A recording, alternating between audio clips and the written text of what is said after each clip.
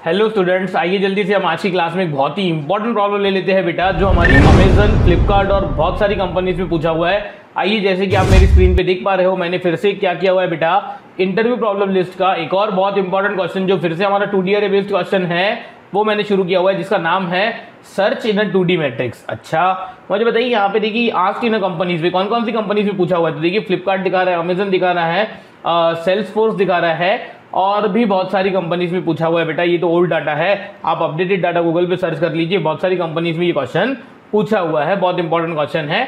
और आइए मैं आपको इसको सॉल्व करने का बहुत ही इजी तरीका सिखा देता हूं, और आज की क्लास में भी मैं आपको एक इंपॉर्टेंट कंसेप्ट सिखाऊंगा 2D वेक्टर रिलेटेड। ठीक है, तो बने रहिए आप इस क्लास में लास्ट तक। आइए हम स्टार्ट कर देते हैं।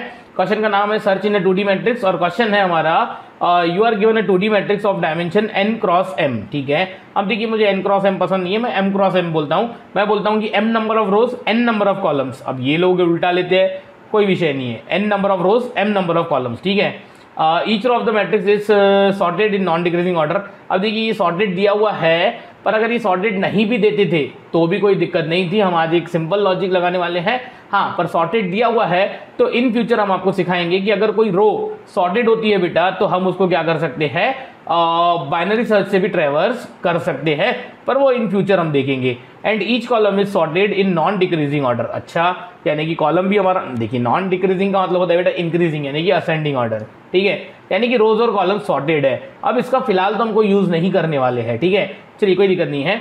You are also given integer x, you are suppose to find whether x is present in the given matrix. यानी कि आपको एक x दिया हुआ है, वो उसमें x नाम का एलिमेंट है कि नहीं है पता करना है। The first line contain 3 integers x and m, यानी कि रो और कॉलम साइज, और क्या सर्च करना है। ठीक है, denoting the separated, denoting the element to be search, the number of rows in the matrix and the number of columns in the matrix represent. ठीक है ना यार बेटा, अभी आप कर लीजिएगा। ठीक है, ईच डिनोटिंग द एलिमेंट। ठीक है, कोई दिक्कत नहीं है। Output print yes without quotes if x is present in the matrix, otherwise print no.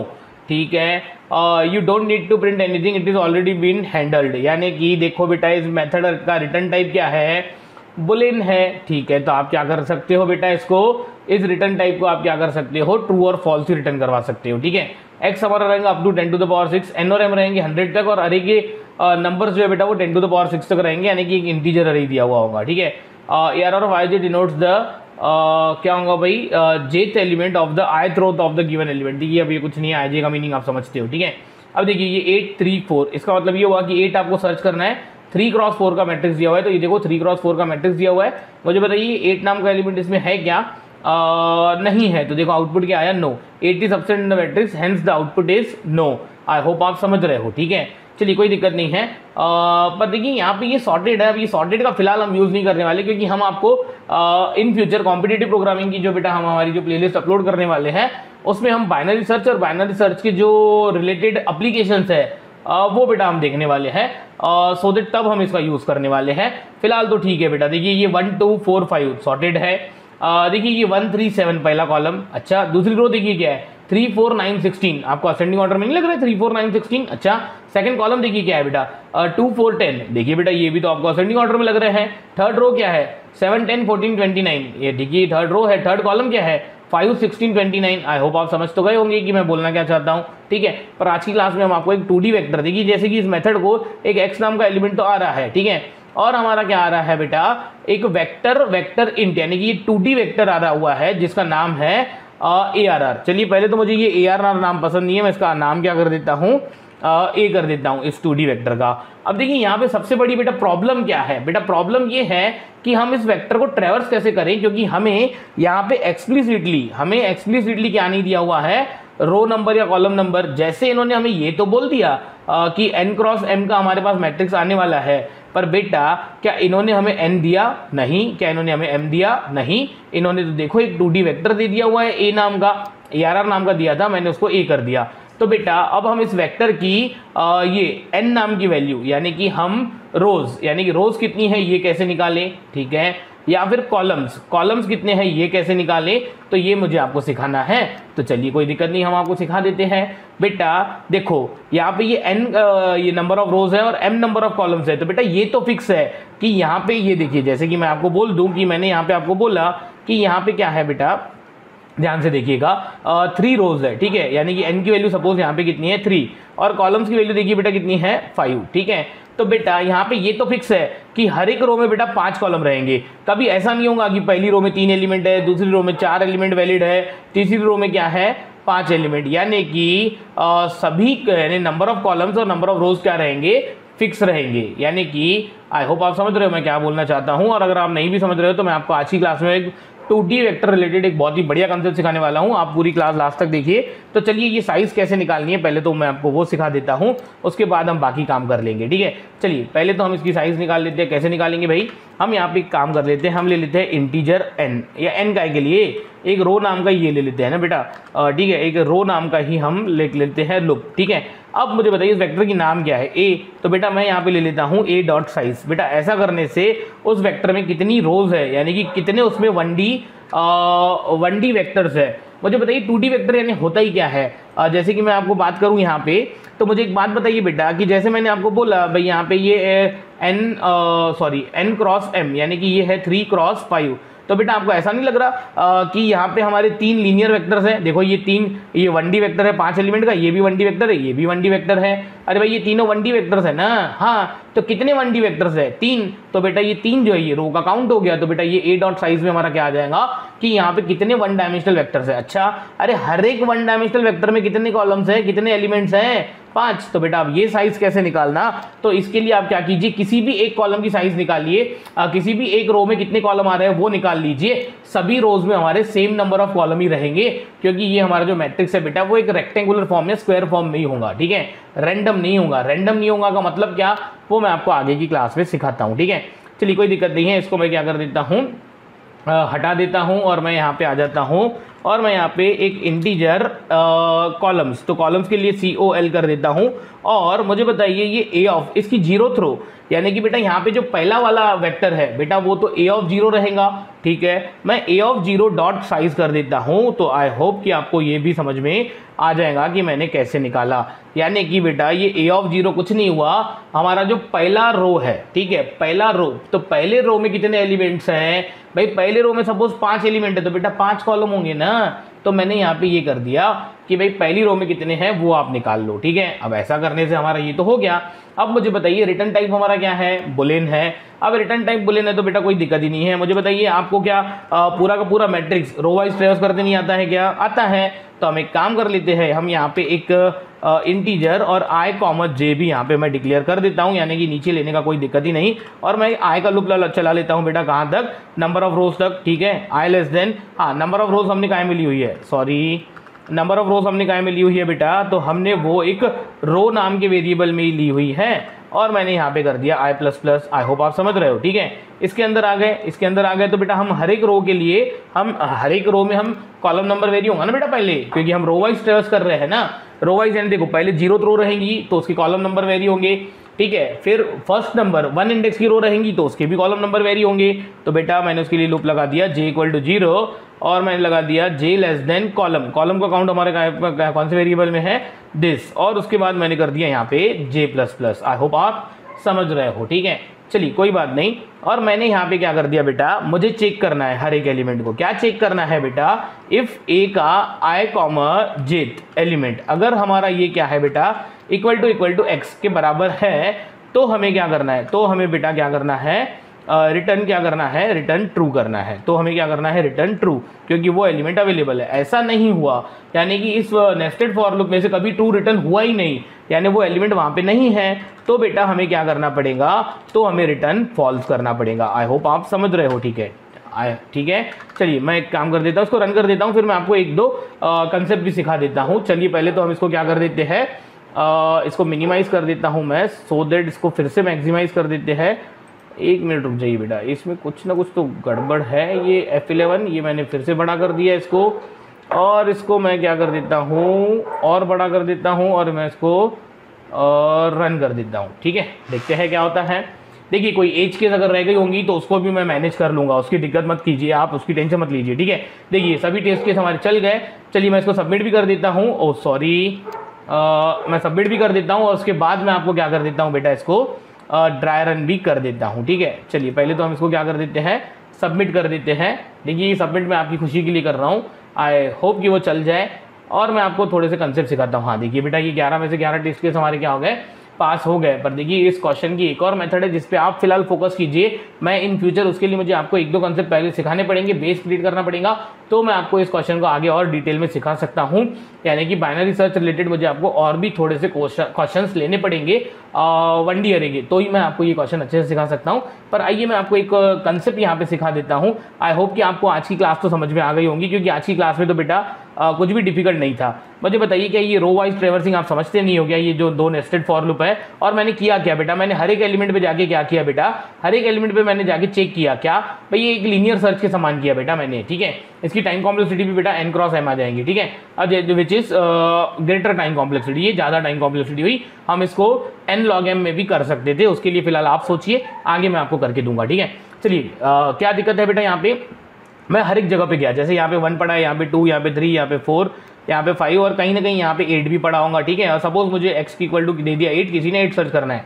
अरे भाई तो मैं यहाँ पे कर क्या रहा हूँ, मैं हर एक इंडेक्स पे जा रहा हूँ रो वाइज और चेक कर रहा हूँ क्या यहाँ पे 8 पढ़ा है, नहीं, यहाँ पे 8 पढ़ा है, नहीं, यहाँ पे 8 पढ़ा है, नहीं। सेकंड रो में भी देखा, थर्ड रो में भी मैंने एक एक करके देखा, हाँ मुझे 8 मिल गया। अगर 8 मिल गया तो मैं रिटर्न ट्रू कर दे रहा हूँ। अगर मुझे पूरा मैट्रिक्स मैंने ट्रेवर्स कर लिया और मुझे ये 8 मिला ही नहीं, तो बेटा मैं यहाँ पे ये रिटर्न फॉल्स पे हमारा कंट्रोल तब आएगा जब हमारा क्या हो जाएगा, इधर यहाँ से रिटर्न ट्रू नहीं हुआ तो ही हमारा इधर से रिटर्न फॉल्स होगा। यानी कि किसी ने मुझे सर्च करने के लिए बोल दिया 100 और 100 इस मैट्रिक्स में है ही नहीं, तो बेटा यहाँ से ये रिटर्न ट्रू कभी होगा नहीं, तो बेटा वहाँ पे रिटर्न फॉल्स हो जाएगा। आई होप आप समझ रहे हो। चलिए तो हम आपको एक कंसेप्ट भी सिखाते हैं। सबसे पहले तो बेटा मैं आपको बता दूं कि ये क्वेश्चन आपको थोड़ा सा अलग तरीके से भी पूछा जा सकता है। कैसे, मैं आपको लाइव क्लासेस में ही चेंजेस करके दिखा देता हूं। जैसे कि देखिए इधर, जैसे कि इस क्वेश्चन का नाम क्या था, सर्च अ 2D मैट्रिक्स 2। देखो यहाँ पे ये क्वेश्चन का नाम था सर्च अ 2D मैट्रिक्स 2। कोई दिक्कत नहीं, मैं यहाँ पे इंटरव्यू प्रॉब्लम लिस्ट में जाता हूँ और देखिए यहाँ पे ये हमने 2D लिखा, तो देखिए search in a 2D matrix, और यहाँ पे देखिए search in a 2D matrix 2। यानी कि बेटा ये दोनों अलग अलग क्वेश्चन है। यानी कि सपोज मैं इस क्वेश्चन में गया, यानी कि ये क्वेश्चन आपसे ऐसे भी पूछा हुआ है। अब ये क्वेश्चन कौन कौन सी कंपनी में पूछा हुआ है भाई, तो ये क्वेश्चन हमारा पूछा हुआ है काय में, देखिए सिस्को में पूछा हुआ है, उबर में पूछा हुआ है, एसेंचर में पूछा हुआ है, और भी बहुत सारी कंपनीज है जिसमें पूछा हुआ है। अब देखिए इस क्वेश्चन में बोला क्या है इन्होंने, देखिए सेम क्वेश्चन है, मुझे लगता है बुलेट रिटर्न टाइप है, और हमें क्या बोला हुआ है। चलिए मैं काम कर देता हूँ, ये जो कोड स्टूडियो, ये मैं फिर से स्टार्ट कर देता हूँ। मैंने यहाँ पे लिखा कोड और लिखा मैंने यहाँ पे स्टूडियो, ठीक है, कोड स्टूडियो। हाँ कोड स्टूडियो हमारा क्या हो जाना चाहिए, ओपन हो जाना चाहिए। कोड स्टूडियो नहीं, कोड स्टूडियो बेटा नहीं, कोड स्टूडियो उन्होंने नाम चेंज कर दिया है। अब क्या नाम कर दिया है बेटा उन्होंने, कोड 360 कर दिया है, सॉरी। तो मैं यहाँ पे कर देता हूँ कोड 360 बाय कोडिंग निंजास। हाँ ठीक है, कोड 360 बाय कोडिंग निंजास मैं सर्च कर देता हूँ, ठीक है। अब ये क्या लिखा हुआ है, छोड़िए, हमें क्या करना है, टॉप सॉल्यूशंस नहीं, हाँ ये ठीक है। चलिए इसमें आ जाते हैं, शायद से ये खुल जाए, ठीक है। देखिए मुझे जो आपको कंसेप्ट सिखाना है, कंसेप्ट मुझे ये सिखाना है कि किसी दिन अगर मैंने एक वेक्टर क्या कर दिया, सिखाता हूँ मैं आपको, ठीक है, कंसेप्ट भी सीख लेंगे। हाँ देखिए यहाँ पे गए प्रैक्टिस में, गए इंटरव्यू प्रॉब्लम्स में, मुझे बताइए अभी तो कोड किया था मैंने। चलिए अभी कोड किया था, कौन सा क्वेश्चन कोड किया था बेटा हमने किया था 2D। देखिए ये क्वेश्चन हम यहीं से लेते हैं, तो आप भी देख लो कि मैं कैसे क्वेश्चन यहाँ से ये करता हूँ, ठीक है बेटा। मुझे यहाँ पे 2D रिलेटेड क्वेश्चन चाहिए, तो देखिए 2D रिलेटेड क्वेश्चन दिख रहे हैं। अभी हमने अमेजन और फ्लिपकार्ट का एक क्वेश्चन सॉल्व किया था, वो तो मुझे नहीं दिख रहा है यहाँ पे। चलिए मैं एक काम कर देता हूँ, इसमें अंदर चले जाता हूँ।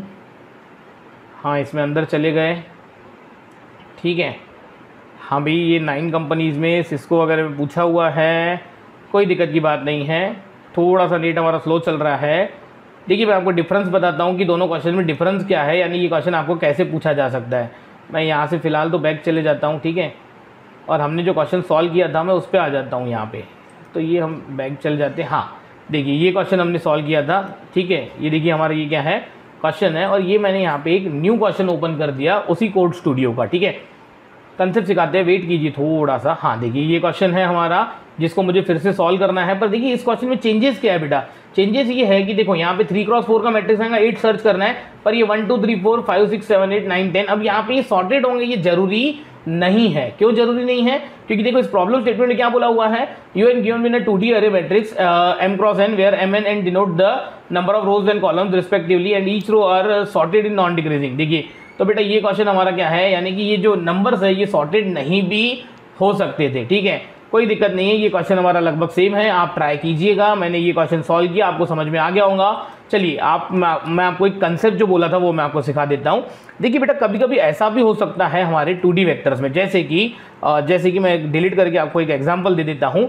जैसे कि यहाँ पे बेटा ये 2D वेक्टर यहाँ पे इनपुट आया हुआ था। ठीक है, व्हाट इफ की किसी ने ये वेक्टर एक v नाम का ऐसे इनिशियलाइज किया, यानी कि कर्ली ब्रेस दिया जिसमें उसने दिया 1 2 और फिर यहाँ पे कॉमा करके दे दिया उसने सपोज 3 4 5 6 और ये दे दिया उसने सपोज यहाँ पे दे दिया उसने 7 8 9। ठीक है, यानी कि किसी ने हमारे 2D वेक्टर को इस तरीके से इनिशियलाइज कर दिया, यानी कि बेटा इस तरीके से इनिशियलाइज कर दिया का मतलब ये होता है कि वो चाहता है कि पहली रो में सिर्फ 2 ही एलिमेंट होने चाहिए, कितने 1 और 2। आई होप आप समझ रहे हो। ठीक है, दूसरे वेक्टर में एलिमेंट होने चाहिए बेटा 3 4 5 6। ठीक है, आई होप आप समझ रहे हो। ठीक है, तो फिर नेक्स्ट रो में कितने एलिमेंट होने चाहिए बेटा 7 8 9।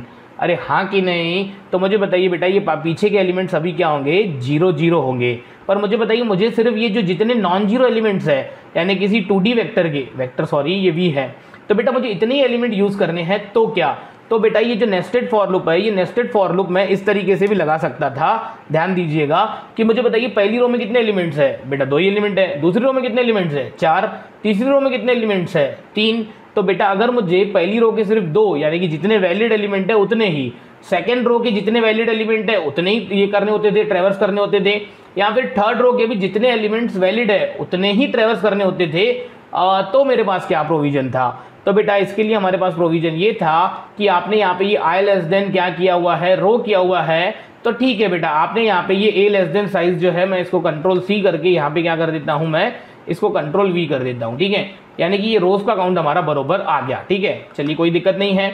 पर मुझे बताइए कॉलम्स अगर हर इसमें वेरी होते थे, तो बेटा अगर कॉलम्स वेरी होते थे बेटा, तो मैं यहाँ पे ये जो हमारा कार्यक्रम है मैं इस कार्यक्रम को यहाँ पे क्या कर देता था, कॉलम की जगह कॉपी तो कर देता था। ठीक है, पर मुझे एक बात बताइए बेटा क्या हर बार मेरी जो रो है जैसे कि 0th रो गई सेम है क्या? नहीं। तो बेटा मैं इसकी जगह पे यहाँ पे क्या लगा देता था, आई लगा देता था। तो बेटा इसका मीनिंग क्या हो जाता था, यानी कि इस डिज़ाइन का मीनिंग क्या हुआ? चलिए इस डिज़ाइन का मीनिंग क्या हुआ मैं आपको यहाँ पे समझाता हूँ। ठीक है, देखिए क्या हो रहा है, मुझे बताइए यहाँ पे ये a डॉट साइज, तो बेटा a डॉट साइज यानी कि ये 0 1 2, यानी कि इस v नाम के 2D वेक्टर्स में 1 डायमेंशनल वेक्टर्स कितने हैं 3। तो बेटा ये हमारे a डॉट साइज में तो बेटा क्या आ जाएगा 3 आ जाएगा, यानी a डॉट साइज की जगह पे आ जाएगा 3, यानी कि ये i का लूप लेस देन 3 यानी कि 0 1 2 के लिए चलेगा। अच्छा फिर मुझे बताइए जब i की वैल्यू 0 हो जाएंगी, ध्यान से सुनिएगा मैं क्या बोल रहा हूँ। ठीक है, i की वैल्यू जब 0 हो जाएंगी बेटा तब j का लूप देखिए कहाँ तक जा रहा है, बेटा j का लूप जा रहा है a ऑफ 0 डॉट साइज। तो बेटा a ऑफ 0 डॉट साइज यानी तब इसमें क्या आ जाएगा 2 आ जाएगा जब i की वैल्यू 0 होगी। तो बेटा ये मुझे बताइए ये a of i dot size क्या हो जाएगा 2 हो जाएगा। अच्छा मुझे बताओ व्हाट इफ की ये i की वैल्यू हमारी क्या हो गई 0 से इंक्रीज होकर 1 हो गई। तो बेटा मुझे बताइए 1 हो गई, तो बेटा बताइए ये a ऑफ 1 डॉट साइज, तो बेटा a ऑफ 1 डॉट साइज यानी कि यहाँ पे कितने एलिमेंट्स है वैलिड, ठीक है 4। तो बेटा तो फिर ये किसी ने आपसे पूछा कि a ऑफ 1 डॉट साइज में क्या आ जाएगा, तो बेटा यहाँ पे क्या आ जाएगा, इसमें आ जाएगा बेटा 4, इसमें क्या आ जाएगा, इसमें आ जाएगा 2। और जब आगे चल के अगर आपको नहीं दिख रहा है तो मैं यहाँ लिख देता हूँ, आगे चल के जब i की वैल्यू 2 हो जाएंगी यानी कि ये, तो बेटा इसमें वैलिड एलिमेंट्स कितने हैं, तो तब ये हमारा a ऑफ 2 डॉट साइज, तो बेटा ये a of 2 is nothing but a of 2 यानी कि ये हमारा तीसरे नंबर का जो 1D वेक्टर है वो, इसके कितने एलिमेंट्स वैलिड है यानी 3, यानी बेटा ये जो हमारे नंबर ऑफ कॉलम्स है ये पहली बार हो जाएंगे बेटा हमारे 2, दूसरी बार हो जाएंगे 4 और तीसरी बार कितने कॉलम्स है 3।